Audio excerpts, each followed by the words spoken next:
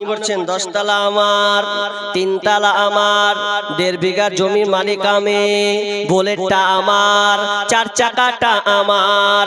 কিন্তু না না, কতক্ষণ আপনার, যতক্ষণ আপনার শ্বাস আছে, যতক্ষণ আপনার রুহটা কাজ করছে, ততক্ষণ আপনার বলছেন আপনার, কিন্তু আপনার নয়।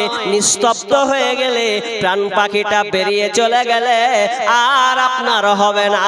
ওগুলো মরার পরে পরে কোরআনের ভাষা ওয়ারিস নামে যে ফারাইশটা যে আছে, ওটা ভাগ বিলি বন্টন হয়ে যাবে। 4টা বেটা থাকলে 4 বেটার কাছে চলে যাবে। এটা আপনার মাল নয়।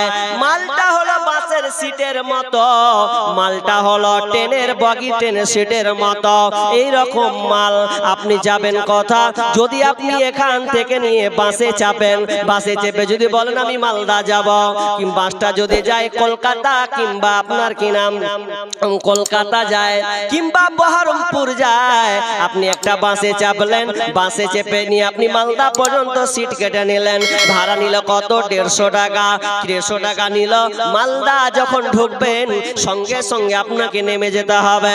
আপনি নেমে গেলেন। আচ্ছা বলুন তো, যে বাসটা আপনি সিটে বসেছিলেন, ওই সিটটা আপনার জন্য ফাঁকা থাকবে না অন্য কেউ আবার দখল করবে? অন্য কেউ আবার দখল করবে।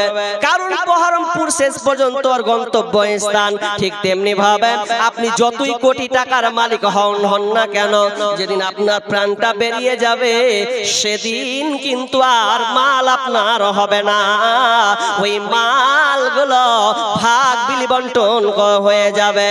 এই মাল